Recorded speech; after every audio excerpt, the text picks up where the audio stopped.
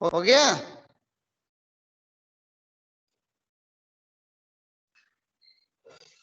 हो गई सर चालू। हाँ सर। है सर? तो इन्हें अपने हाल पे, इस साल तो वैसे भी कोरोना काल है, ऐसा नहीं है हम लोगों को तो कोरोना कोई दिक्कत नहीं है, जो पास हो ठीक है, ये तो वो भी नहीं है माता 25 है, तभी तो कोई देखा हो किसी का ज्यादा पेन नहीं है। सही है, चलिए ये भी सही है, इनके इनको इनके हाल पे छोड़ो। लेकिन सर देखो स्कूल में आएंगे तो क्लास करेंगे, सीधी सी बात है। सब्जेक्ट की हमारी रिस्पॉन्सिबिलिटी हमारे टाइम टेबल में आप हमारे पास आ जाएं, बाकी चाहे कहीं तो समझा रहा हूं मैं, समझ लो दोनों, होशियारी मत मारिए, ठीक है? कहाँ रहते हो आप, कहाँ से आते हो तुम? सुन लो हिंदी, ठीक है? ये चीटिंगबाजी मेरे साथ मत करो। स्कूल आओगे तो मेरे क्लास में चुपचाप आ जाना, सबको पता है कितने बजे क्लास शुरू होती है, 11:10 पे शुरू होनी चाहिए, तुम्हारी वजह से लेट हुई है क्लास, ठीक है? मैं ढूंढूंगा नहीं तो मैं सीधा प्रिंसिपल के पास जाऊंगा और वाकायदा राकेश के पास एंट्री, राकेश से कह भी दिया मैंने मैंने मैंने 12th बी के सारे बच्चे काउंट कर लेता है वो, डेली आपने देखा होगा, डेली काउंटिंग चल रही है, एक किसी के पास काउंट है, एक किसी हमसे पूछ रहे हैं तुम्हारी क्लास में कितने बच्चे मौजूद थे, कौन कौन थे, ये थे, कौन कौन थे, तो तुम्हारी नेगेटिव रिपोर्ट भी जा रही है कि तुम लोग क्लास में नहीं आए हैं, क्योंकि टोटल काउंटिंग राकेश से, टोटली काउंटिंग कहाँ से उठाते हैं हम लोगों से, तो मैं जाके बताता हूँ, सो बात ये था कि अच्छा ये नहीं थे। अब आप देख लें आपकी लगातार जो क्लास आपने जिन जिन नहीं आए, वो मेरे से ज्यादा नॉलेज मैं किसके पास होगा, एक है सिंसर के। चुपचाप वो अपने क्लास, उनकी क्लास भी आप बंक मारोगे ना, वो नहीं कहेंगे, आपसे नहीं कहेंगे, बट उनके नॉलेज में रहेगा जो भी है। मेरी बात नहीं समझ रहे, उनके नॉलेज में है फिलहाल, उन्हें ये इतने बच्चे थे, कहीं भी बैठे हो आप, ओके? आप देखें जरा, आपकी मर्जी, फिलहाल मैं चल रहा हूँ आपके साथ, पढ़ा रहा हूँ ट्रांसफॉर्मर। ट्रांसफॉर्मर चुपचाप सुन ले, transformer is that device which convert low voltage AC power to high voltage और high voltage AC power to low voltage. Transformer वो जो डिवाइस है जो लो वोल्टेज को हाई में कन्वर्ट कर देती है और हाई को लो में कन्वर्ट कर देती है, this called transformer. Transformer are two types, एक तो होता है स्टेप अप। स्टेप अप का मतलब होता है, देखिए अप में एक बात समझ लीजिए, कोई भी ट्रांसफॉर्मर हो, कोई भी डिवाइस हो, जो इनपुट वोल्टेज दिया जाता है वो प्राइमरी पर दिया जाता है और जो आउटपुट लिया जाता है वो सेकेंडरी पर लिया जाता है, तो जिसको हलवा समझा हुआ है, इनपुट प्राइमरी पे दिया जाता है, आउटपुट सेकेंडरी पे दिया जाता है। अब समझो, स्टेप अप का मतलब है आउटपुट का वोल्टेज ज्यादा होगा इनपुट के वोल्टेज से, अप कर दिया हमने, यहाँ दिया लागत यहाँ लगाई, अप का मतलब ज्यादा मिला, तो जब आउटपुट वोल्टेज ज्यादा होता है इनपुट वोल्टेज से, that is called step up transformer, that transform which convert low voltage to high voltage. Step down transform, that transform which convert high voltage to low. अब देखो स्टेप अप मैं यही कहीं समझा रहा हूँ, स्टेप डाउन ज्यादा नोट्स नहीं बनवाया, step down transformer, that transformer which convert high voltage to low voltage is known as step down transformer. अब देखो डाउन करना है तो अब एक छोटी सी बात, अब डायग्राम कौन किसका है वो बात की बात होगी। स्टेप डाउन का मतलब है जो आपको आउटपुट वोल्टेज मिल रहा है वो कम है किससे, इनपुट वोल्टेज से। इनपुट वोल्टेज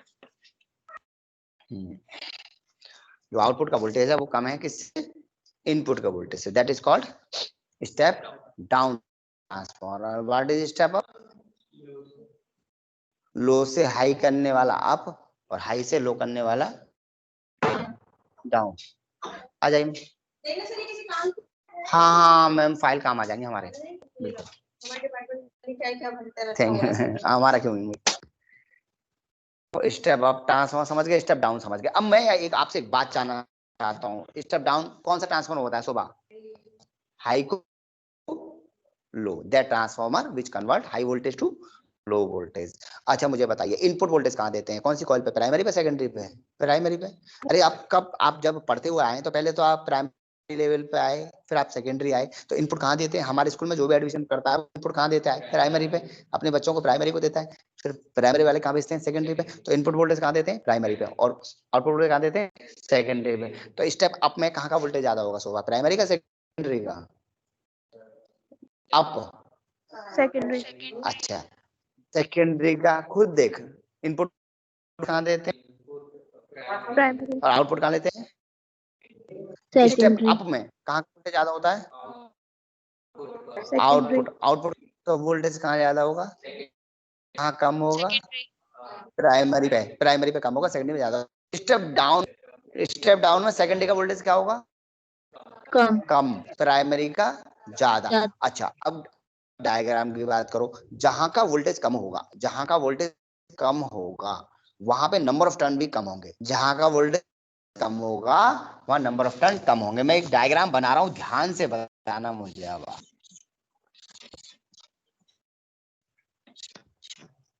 ये कॉइल बनाई मैंने, ये कॉइल बनाई मैंने सेकेंडरी। तो मुझे बताओ ये कौन सा हमारा स्टेप अप है, स्टेप डाउन है? शोभा पहले तो यूं बता, कहाँ नंबर ऑफ है? डाउन है सर। कहाँ कम है? सेकेंडरी में कम है। शोभा ने बताया कि नंबर ऑफ टर्न सेकेंडरी में कम है और नंबर ऑफ टर्न प्राइमरी में है। तो जहां नंबर ऑफ टर्न कम होंगे वहां का वोल्टेज कम होगा। शोभा ने बोला वोल्टेज सेकेंडरी में कम होगा, वोल्टेज प्राइमरी में ज्यादा होगा। तो सेकेंडरी में कम करने वाला कौन सा होता है? Step down. शोभा क्लियर? अगर हम स्टेप अप की बात करें तो आप में आप खुद देख लें। अब ये मत सोच रहा उल्टा करके पढ़ना है, नहीं, हमको दोबारा से ऐसे पढ़ना जैसे नहीं आता है हमको। आप आपका मतलब आप वैसे देख लें, आप में तो सेकेंडरी में वोल्टेज ज्यादा है किससे? प्राइमरी से। या यूं कहते हैं कि इनपुट वोल्टेज से ज्यादा है किसका वोल्टेज? आउटपुट का। तो इनपुट वोल्टेज या यूं कहते हैं आउटपुट का वोल्टेज ज्यादा है, इनपुट का वोल्टेज कम है। तो सेकेंडरी का वोल्टेज ज्यादा है, प्राइमरी का वोल्टेज कम है। सेकेंडरी में नंबर ऑफ टर्न ज्यादा है, प्राइमरी में नंबर ऑफ टर्न कम है। तो बताओ अगर प्राइमरी में टर्न ज्यादा है तो कौन सा ट्रांसफॉर्मर है? Down. Step down.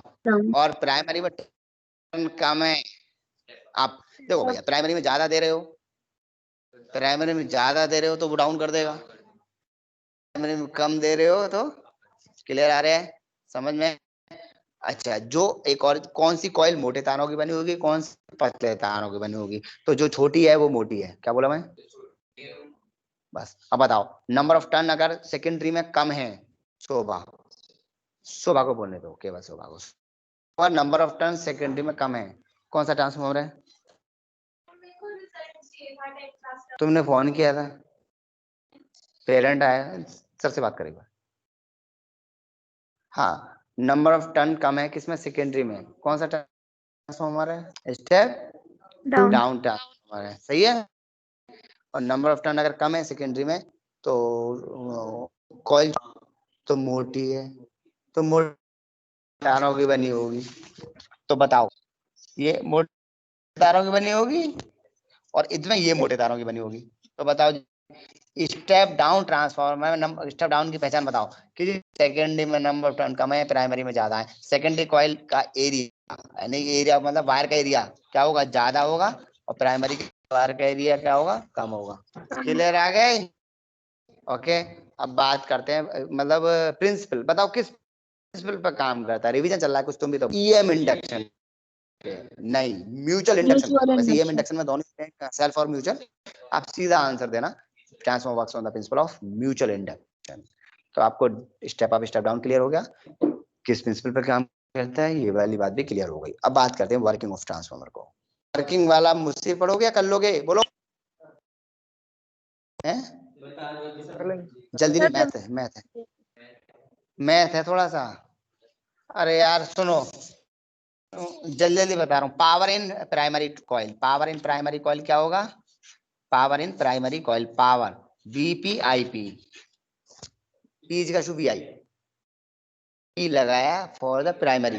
Power in secondary coil VS IS. If no power loss, जितनी थी उतनी ले ली। Input power basically to output power, तो वीएस अपॉन बीपी बराबर IP upon IS. Equation number 1 सही है। सुबह यहाँ तक क्लियर है? प्राइमरी कॉइल में power, equation 1। Primary coil secondary coil में power, equation 2। If there is no power loss, VP IP is equal to IP. तो पहली बात तो ये याद कर लेंगे कि भाई प्राइमरी की पावर सेकेंडरी पावर के बराबर लाना है। उसके बाद now induced EMF in primary coil VP is equal to minus NP D five by D. काटना पड़ेगा योगीराज।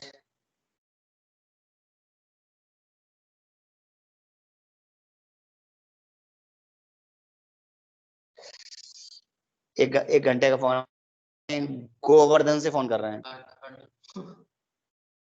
आश्रम से। 1 घंटे का फोन है, कम से कम इनको कॉल बैक करूंगा मैं। झूठ बोलना पड़ेगा, लेकिन ये पहचान भी लेंगे झूठ बोला है मैंने।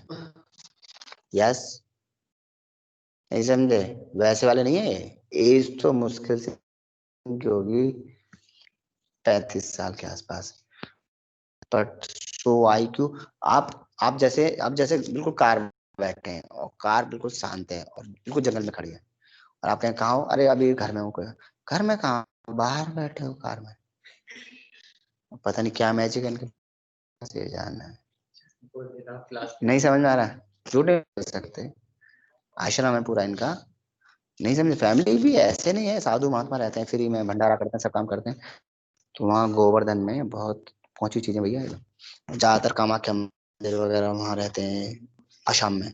वहीं पूजा पाठ या हवन सब, तो वैसा वाला लेवल ज्ञान का, समझ गया ना? ज्ञान हाई लेवल। इनको झूठ नहीं बोल सकता मैं, बट फोन नहीं उठाया, हुआ था लगा। हाँ जी, प्रदीप, अभी तो प्रदीप आया योगीराज, नाम प्रदीप है इनका। Okay, VPG to minus NP d5/dt, BSC to minus NS d5/dt। यहां तक समझ आ रहा भाई? VP और VS इंडिविजुअल, वैसे इसको EP बोलना चाहिए, इसको ES बोलना चाहिए। Individual primary coil, individual secondary coil. Sentence नहीं बोल रहा हूं मैं। Individual primary coil, individual secondary coil. Okay, if there is no flux loss, तो जितना फ्लक्स प्राइमरी में उतना फ्लक्स सेकेंडरी में। नाउ अपॉन दिस, या VS upon VP, VS upon VP का हो गया, ये तो कट जाएगा, माइनस माइनस भी कट गए, NS अपॉन NP। ये उठा के रख दो किसमें? फर्स्ट में। जब इसको फर्स्ट में उठा के रखोगे तो क्या क्या आएगा? V ले लो, E ले लो, कोई फर्क नहीं पड़ता। तो क्या आएगा भैया? हमारी इक्वेशन क्या बनी? VS अपॉन VP बराबर NS upon NP IP upon IS, और इजिकल टू R कर लो। ज्यादा बकवास करने की जरूरत नहीं है, इन शॉर्ट भी निपटा सकते हो चीज। ओके, 2 लाइन में, ज्यादा लंबा चौड़ा खींचने की जरूरत नहीं है। सबसे पहले power in primary coil, power in secondary coil, ये याद कर लो, दोनों को बराबर इक्वेशन बना दो। इंडिविजुअल में प्राइमरी कॉइल, इंडिविजुअल में secondary coil, if there is no flux या फॉर आइडियल ट्रांसफार्मर। क्लियर है? तो ऐसे करके ये क्वेश्चन बन जाएगी, और बस आपके पास इतने से भी काम चल सकता है। लंबी चौड़ी कहानी जो मैंने पिछली बार कर थी, इस तरह की जरूरत भी नहीं है कि अगर आप करना चाहें तो ऐसे भी कर सकते हैं, 2 मार्क्स में सफिशिएंट है।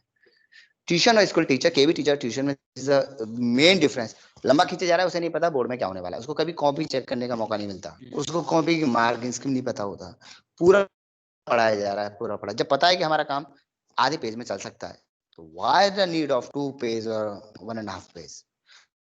So my notes is always very synced and the output will be from those notes. 90-95 को आते हैं तब देख लेना, इस साल का रिजल्ट दिखा दो। नहीं समझे? वहाँ पे पूरे 300-400 बच्चे तुम पढ़ा रहे हो, एक बच्चे के 90-95 आ रहे हैं। यहाँ तो हम 30-35 में चला रहे होते हैं भाई, सीधी सी बात है, हम 30-35 में चला रहे होते हैं भाई। ओके, तो यहाँ तक आपको समझ में आ रहा है भाई? अब मेरी बात सुनिए, वर्किंग समझ में आ गई सबको ऑनलाइन क्लास में? Hello, yes yes sir. Sir. खत्म करो, लंबा चौड़ा खींचने का मतलब नहीं है, बस डायग्राम जरूर बनाना था ट्रांसफार्मर का। ओके, अरे कहाँ बाहर, चलिए साहब, अब बात करते हैं आगे की बात।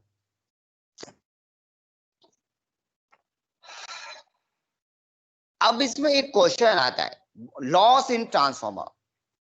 There is one question, marksheet के लिए आए हो ना? 2 मिनट में बैठ लीजिए, दोनों बैठ जाइए। Loss in transformer, there is a question, very most important question in your examination, loss in transformer. So how many types of loss transformer? Copper loss, eddy current loss, hysteresis loss, ये सारे loss आपके NCERT में लिखे हुए हैं। किधर side, अगर आपके एनसीईआरटी की बुक यूं खुलेगी ना, तो आपके राइट साइड में नीचे को मिल जाएगा। अभी अभी अभी जरा ये सामने है इनके पास, धनंजय के पास एनसीईआरटी की बुक, मैं अभी इनकी बुक से ही बात कर रहा हूँ आपसे। तो ये लॉस इन ट्रांसफार्मर है, ये नहीं कि मैं आपको एनसीईआरटी से पढ़ने को कह रहा हूँ, समझा रहा हूँ, लिखेंगे वही जो एनसीईआरटी बोलती है। सुनेंगे मेरी बात? देखिए ट्रांसफॉर्मर है यहाँ, और यहाँ की वर्किंग सर्किंग चल रही है, और यहीं कहीं 3-4 पॉइंट बने हुए हैं, ये बच्चा ध्यान नहीं देता है, इनको पढ़ता नहीं है। ये flux loss, resistance, eddy current loss, hysteresis loss. तो ये मैं बता दे रहा हूँ क्या है, पहले बात सुन लीजिएगा, पहले आप लिख लीजिएगा कॉपर लॉस। कॉपर लॉस क्या है? The coil of the transformer में जो रिकॉर्डिंग नहीं चल रही है, चल जाएगा। The copper loss, the coil of the transformer is made up of copper wires, current passes through the copper wires, then the temperature of the copper wire increase, heat up, and the electric energy will loss in terms of heat. Then this is called copper loss. What is magnetic loss? Okay, so the principle of the mutual induction. Okay, so number of when number of magnetic field passing from the primary coil will not equal to the number of magnetic secondary coil, जितनी primary से निकल रही है secondary से नहीं निकल जाती, कुछ आती है, that is called magnetic flux loss. कौन सा था नाम बताते आओ, समझ में चला। Eddy current loss. तो क्या होता है eddy current? The core of the transformer, the core of the transformer okay is in the influence of change in magnetic flux.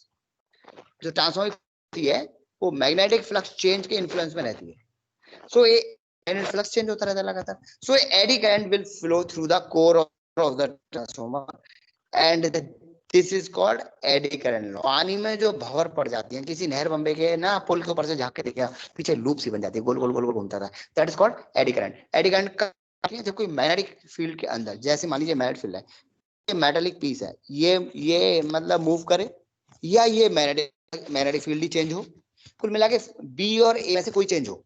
अभी फिलहाल मेरा मान लीजिए ये मेटालिक पीस है अभी, और ये मैग्नेटिक फील्ड है, तो देख रहे हैं अभी ए चेंज हो रहा है, ए मैग्नेटिक फील्ड में अंदर हो गया, ए मैग्नेटिक फील्ड में कम हो गया, या ये मैग्नेटिक फील्ड की वैल्यू ही कम ज्यादा होती रहे, कभी मैग्नेटिक फील्ड निकल रही है, कभी साथ निकल रही है, तो या तो बी बदले या ए बदले। तो ये है कि जब मैग्नेटिक फ्लक्स चेंज होता है किसी मेटालिक पीस से, तो उसके हर क्रॉस सेक्शन पे एक करंट फ्लो हो जाती है, पोटेंशियल डिफरेंस डेवलप हो जाता है, तो उसमें गोल गोल गोल गोल गोल गोल करके करंट फ्लो होती है।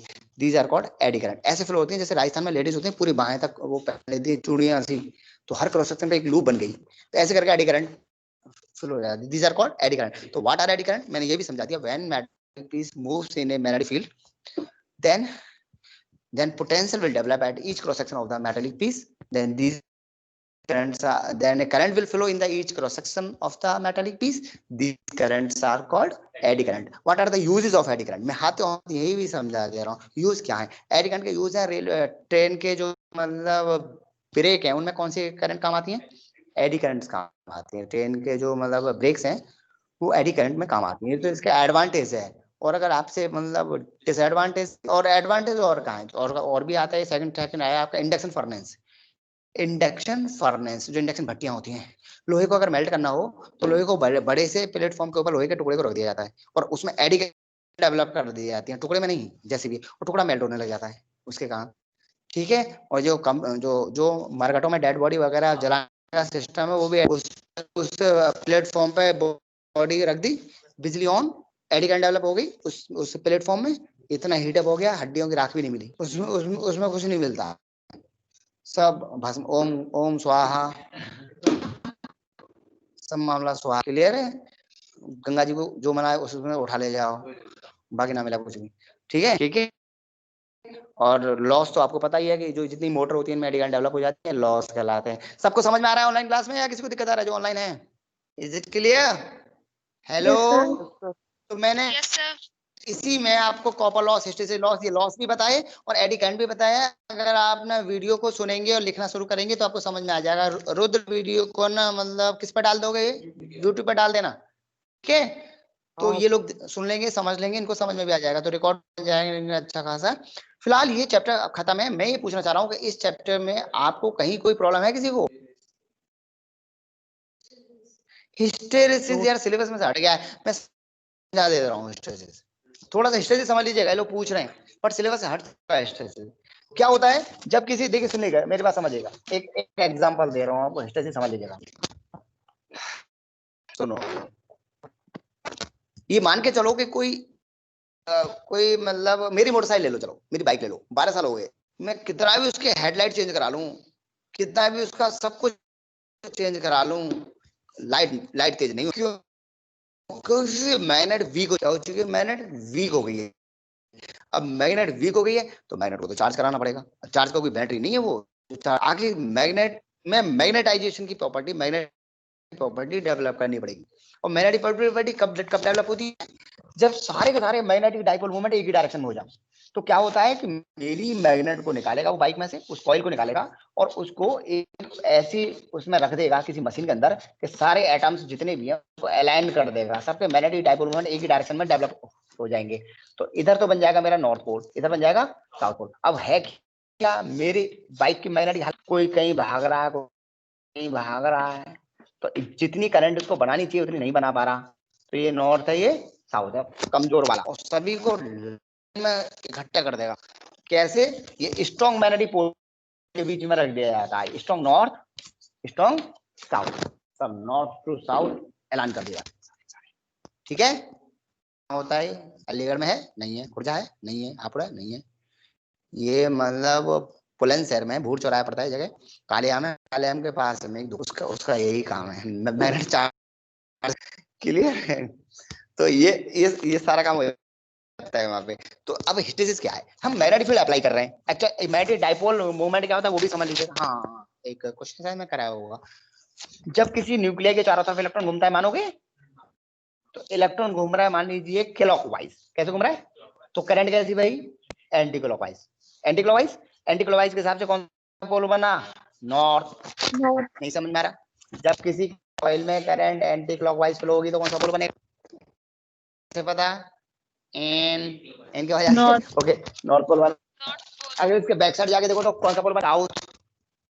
इसके बैक साइड जाके तो कौन सा पोल बन जाएगा? साउथ। क्योंकि अगर ऊपर से एंटी क्लॉकवाइज तो नीचे से क्या होगी? वो क्लॉकवाइज, क्लॉकवाइज के हिसाब से कौन सा पोल बन गया? साउथ।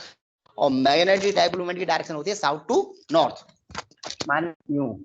तो ये मैं डाइपोल मोमेंट हुआ। अभी एटम्स ऐसे ओरिएंटेड रहते हैं कि एक ये अलाइन कर दिए जाते हैं, सारे एटम्स सबके मैग्नेटिक डाइपोल में एक ही डायरेक्शन में कर दिए जाते हैं। ठीक है, तो जो मैग्नेटिक फील्ड अप्लाई किया गया उसको बोला मैग्नेटिक फील्ड इंटेंसिटी। जो अप्लाई किया गया उसको क्या बोला?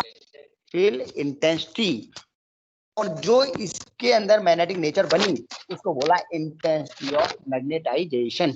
अप्लाइड एच, डेवलप आई। और एच और आई के बीच अगर एक ग्राफ बनाया जाए, इधर एच ले लिया जाए, इधर आई ले लिया जाए, तो हम एच को बढ़ाते जा रहे हैं, आई बढ़ता जा रहा है, बढ़ता जा रहा है, बढ़ता जा रहा है, बढ़ता है, फिर एच को कम करते ला रहे हैं, आई कम होता जा रहा है, कम होता जा रहा है, एंड माइनस में ले गए, साउथ को नॉर्थ बना दिया, नॉर्थ को साउथ, उल्टी डायरेक्शन में ये बेचारे एटम यूं घूम गए। फिर तो एक लूप बन जाती है, that is called hysteresis loop, that curve is called hysteresis curve.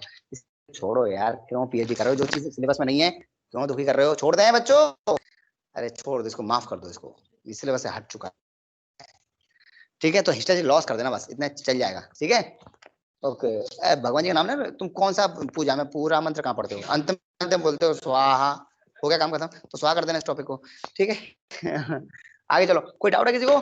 किसी बच्चे को कोई न्यूमेरिकल एग्जांपल कहीं से भी कोई डाउट हो तो, कोई एग्जांपल में डाउट सीएमआई के किसी में भी, सारे क्वेश्चन सब 1 to all, very good. Dhananjay, तुम्हारा क्या नाम? आदित्य धनंजय, वेरी। सारे क्वेश्चन हो गए, ये कह रहे हमारा कहीं कोई डाउट नहीं है, सारे क्वेश्चन हो चुके हैं। किसी और बच्चे को डाउट है? हेलो, अरे को डाउट है? नहीं है, नहीं है। तो अब मुझसे क्या उम्मीद रखते हो? आपसे सर क्या उम्मीद रखते हैं?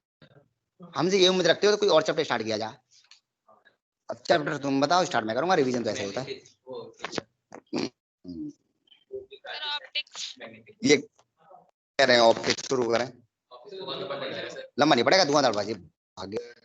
कुछ तुम करो कुछ हम करें, तभी होगी।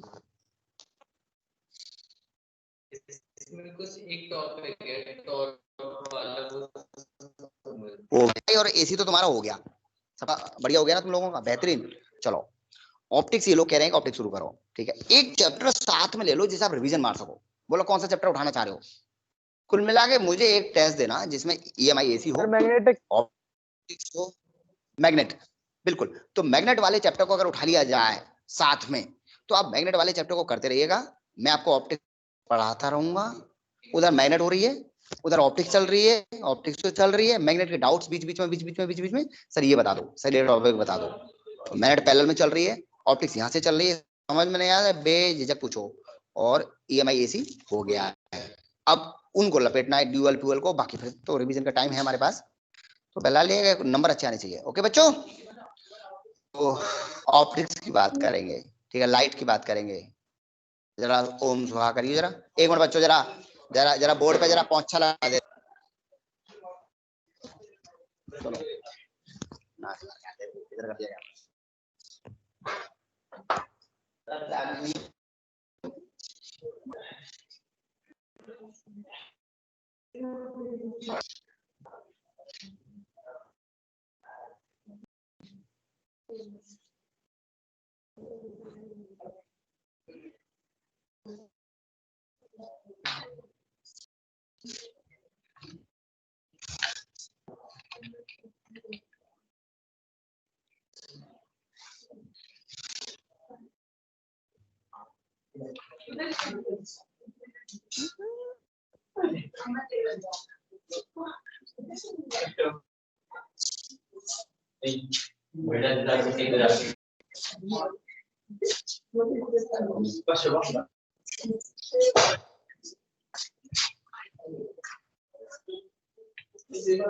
चल गया।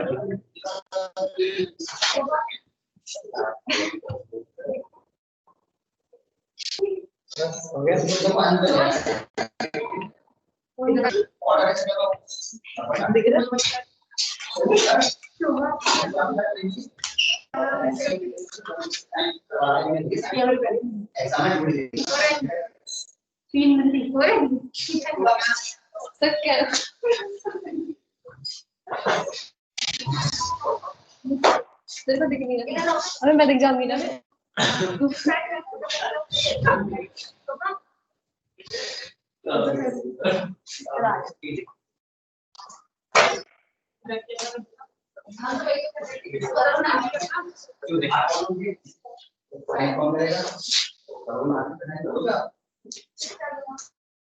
यार बैक कर देंगे।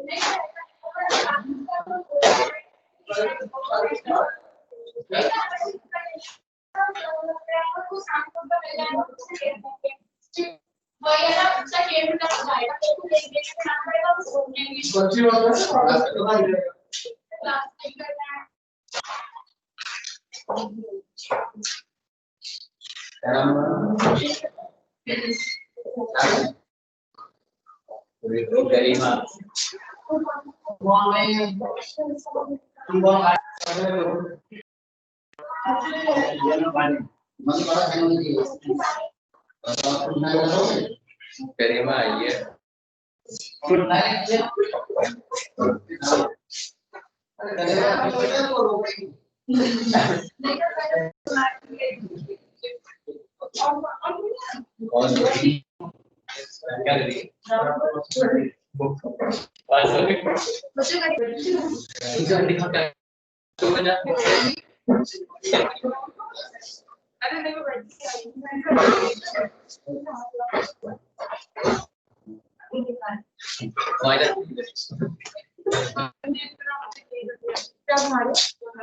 क्लास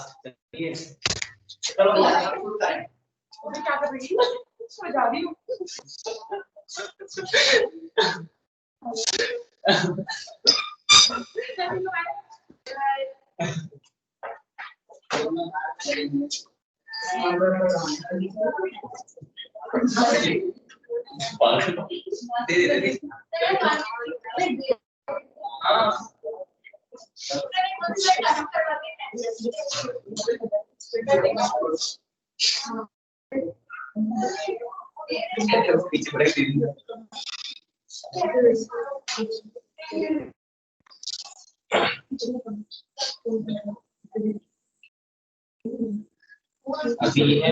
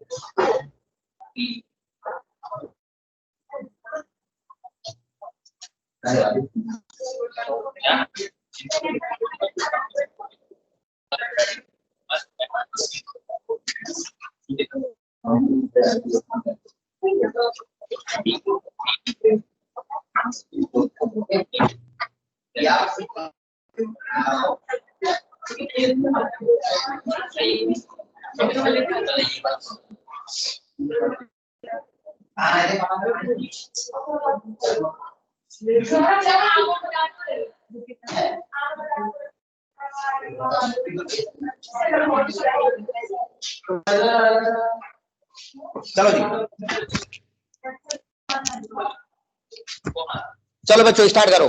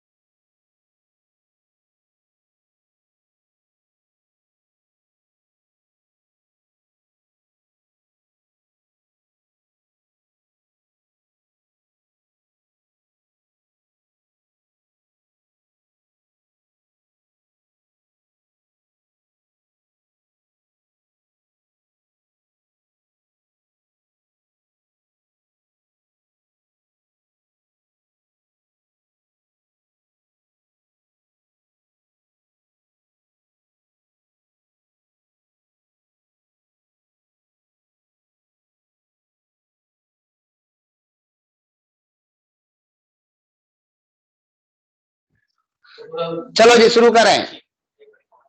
हम आपसे ऑप्टिक्स को लेके और एंजॉय करिए ऑप्टिक्स को, वेरी मजेदार है भैया।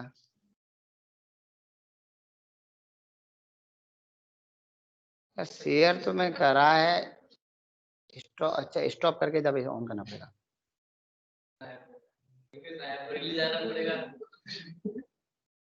चलिएगा, ऑन हो जा, ऑन हो जा, ऑन। 12 बज के कितने पे?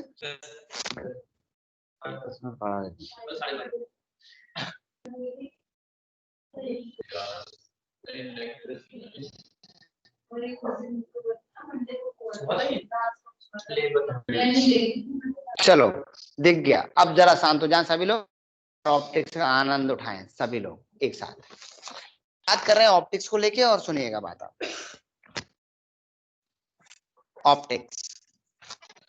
ऑप्टिक्स में हम बात करेंगे नोट्स। हमसे सबसे पहले साइन कन्वेंशंस को लेकर दिक्कत होती है। ये रुद्र रिकॉर्डिंग तो चल रही है ना बच्चे?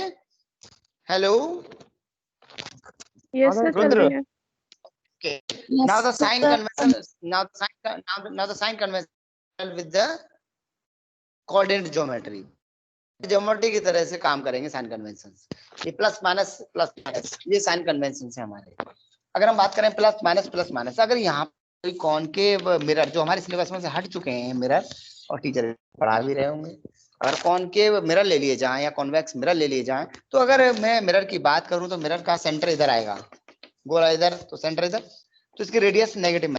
अगर इस मिरर की बात करूं और सेंटर राइट जाएगा, इसलिए इसकी रेडियस पॉजिटिव में जाएगी। तो कोऑर्डिनेट ज्योमेट्री के हिसाब से बातें होती है हमेशा। रे की डायरेक्शन कुछ का नहीं है, नेगेटिव में लेफ्ट, राइट में प्लस, ऊपर प्लस, नीचे minus, just like a coordinate geometry. जा रहे हैं रे की डायरेक्शन, ये वो लंबा लंबा लिखा है। ओके, यहाँ तक सबको समझ में आ रहा है कि रे की डायरेक्शन में। ओके सही। अब बात करेंगे कि मिरर फॉर्मूला को लेके बात करो। मिरर कौन सा मिरर? ऑब्जेक्ट हमेशा लेफ्ट में रखेंगे आप, ऑब्जेक्ट लेफ्ट में हमेशा लेफ्ट में रखेंगे। दुनिया की कोई ताकत नहीं जिसको राइट में ले जा। ऑब्जेक्ट कहाँ रखोगे? लेफ्ट में, तो यू को हम नेगेटिव में लेंगे ऑलवेज। अगर कोई object is placed at A 20 centimetre, तो यू इज -20 सेंटीमीटर, यू हमेशा माइनस में ले लेंगे। तो ऐसे करके लेके चलेंगे, कहीं कोई दिक्कत? I think no.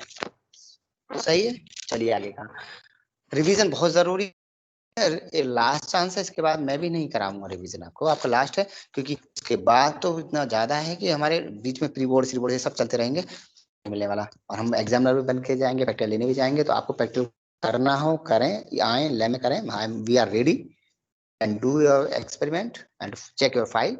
मार्च में एग्जाम प्रैक्टिकल कराएगा वो पहले ही। एग्जाम के नाम, कॉपियां आएंगी, जाहिर सी बात है, जब बोर्ड से कॉपियां आ रही है, मटेरियल आ रहा है, नाम आएंगे, तो जाहिर सी बात है एग्जामिनर भी आएगा और वाइवा लेगा, सब काम होने। सारे सीबीएसई सारे नियम कर्म पूरे करेगा। उन्होंने पैसे लिए भाई सीबीएसई ने एग्जाम फीस के नाम, तो एग्जाम तो होगा, वरना लोग ये कहेंगे फीस कहाँ गई, है ना? तो ये मान के चलिएगा। तो आप उसी हिसाब से मेंटली तैयार रह जाए। भूल जाए कोरोना तो है लेकिन गया, लोग मान नहीं रहे। हम तुम लोग चाट पकौड़ी खूब खा रहे हो, स्कूल नहीं आ रहे हो बस। चले साहब, तो प्लस माइनस ये कोऑर्डिनेट ज्योमेट्री हमें समझ में आ गई। यू नेगेटिव में होता है, इसका पॉजिटिव में होता है। अगर हमसे कोई बात करे किसी भी मिरर फॉर्मूले के लिए, तो मैं याद कर लूंगा एमएमएन। बोले सर एमएमएन क्या है? मिरर में माइनस नहीं आता, मिरर में माइनस नहीं आता ना है ना, सही। Formula 1/v + 1/u = 1/f, F focal length, U भी हो गए। अगर इसके मैग्निफिकेशन में आएगा, फिर height of image upon height of object is equal to -v/u। एक बच्चा बोला ये किसका फॉर्मूला है? मैं बोला ये तो रे मिरर फॉर्मूला है, मिरर फॉर्मूला। बोला सर लेंस फॉर्मूला कैसे लिखेंगे? लेंस फॉर्मूला लिखे देते हैं, माइनस लगाएंगे तो -1/f। अब यहाँ माइनस आ गया तो मैग्निफिकेशन में नहीं आएगा, h/h is equal to +v/u। Okay sir, तो लेंस फॉर्मूला और मिरर फॉर्मूला हम समझ गए, उसका मैग्नीफाइंग पावर, मैग्निफिकेशन भी समझ चुके हैं, हमें कहीं कोई प्रॉब्लम नहीं है। चलिए आगे बात करते हैं। अब मेन चीज को छोड़िए, रिफ्लेक्शन नाम की बीमारी को हम अभी उठा ही नहीं रहे। हम सीधे कह रहे हैं मतलब जाले मारना छोड़ो, मकड़ी पे दे मारो, और हम चले मेन टॉपिक की तरफ, जो हमें दुखी करने वाला टॉपिक है, जो मेन परेशानी करेगा, refractive index. Laws of reflection सब कोई जानते हैं। जब कोई रे एक मीडियम से दूसरे मीडियम जाती है तो डायरेक्शन से बेंड कर जाएगी अवे फ्रॉम नॉर्मल। कब जाती है? जब शोभा डेंस से रेयर में जाएगी, तो खुली खुली, रेयर का मतलब खुला खुला, ऐसे कहते हैं ना, खुला खुला, अवे फ्रॉम नॉर्मल। और डेंसर में जाएगी घिच पिच, ऐसे खड़े हो जाओगे। अरे कोई कहता है भीड़ हो रही है, भीड़ हो रही है, भीड़ को नेताजी आए, बहुत सारी भीड़ है, वो करा मैं तो ऐसे खड़ा हूँ, मार खाएगा। डेंसर है वहां, तो ऐसे खड़े हो। जब डेंसर में जाती है कहाँ जाएगी? फिर रेयर से, तो bend toward normal, it's normal, bend toward normal. और रेयर में अवे फ्रॉम नॉर्मल। याद करने चक्कर ही नहीं है कुछ। Angle of I, angle of incidence, angle of reflection, angle of incidence, angle of reflection. तो यहाँ पे क्या होता है? एंगल ऑफ रिफ्लेक्शन ज्यादा होता है एंगल ऑफ इंसिडेंस से, यहाँ एंगल ऑफ रिफ्लेक्शन कम होता है इंसिडेंस से। सही है। शोभा से पूछता हूँ, जब कोई रे रेयर से डेंसर जाती है, रेयर से डेंसर, तो towards normal, away from normal, towards normal. ठीक है, ओके। अब हम बात कर रहे हैं रिफ्रैक्टिव इंडेक्स के लिए। रिफ्रैक्टिव इंडेक्स, अब जरा गौर से सुने, मैं थोड़ी स्पीड कम करता हूँ बोलने।